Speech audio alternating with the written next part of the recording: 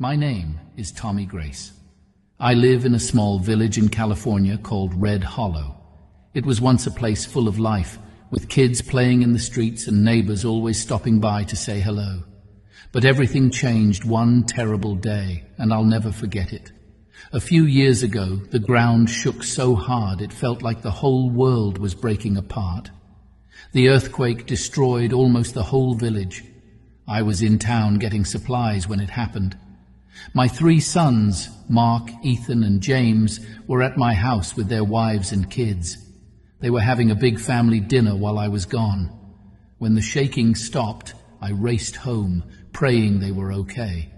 But when I got there, all I saw was rubble. My home was gone, crushed to the ground.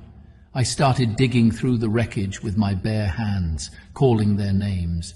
But I only found silence. Then I found them, my sons, their wives, and even my sweet little grandkids, lifeless under the ruins. That day, I lost everything. My family was my whole world, and now they were gone. I didn't know how to keep living. The days after the earthquake felt like a blur. The town was full of people crying, trying to rebuild, but I didn't care about any of it. I didn't want to be here anymore. One morning, I decided I couldn't take the pain any longer.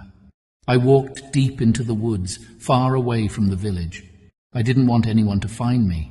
I planned to end my life there where no one would see. But as I wandered, I heard a faint, sad sound. It was like a cry. I followed it and found a tiny monkey tied to a tree. He was skinny, dirty, and shivering with fear. His big brown eyes looked up at me, full of sadness.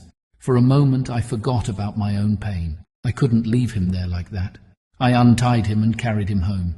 At first, the little monkey, who I named Buddy, was too scared to eat or let me come near him.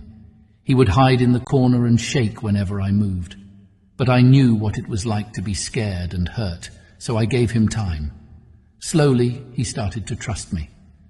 One night, when I couldn't sleep, I found my father's old rusty violin, which had also managed to survive the earthquake. It was covered in dust, but I cleaned it up and strummed a few chords. I hadn't played in years, but the sound brought back memories of happier times. Buddy came out of his corner and sat near me, tilting his head as if he was listening. From that night on, I played the violin every evening, and Buddy always sat by my side. One day, as a joke, I gave him the violin, urging him to try his hands on it. He clumsily touched the strings, making silly sounds that made me laugh for the first time in ages. Over time, Buddy started to get better. His tiny hands learned how to pluck the strings, and soon he was playing real music. Now, Buddy and I perform together. We travel to nearby towns, sharing our music with anyone who will listen. People always say how special it is to see a man and a monkey making music together, but it's more than that. For me, Buddy saved my life. On the day I planned to leave this world, he gave me a reason to keep going. Every song we play is a reminder that even when everything feels lost, there's still a chance for hope, love, and light. So when you see Buddy and me, know this: we are 2 broken souls who found each other in the darkest of times. And together, we chose to keep living one note at a time. To everyone out there who think they have lost everything, know that God has other better plans for you. Tonight, I'll allow Buddy to play 3 pieces and bless your evening.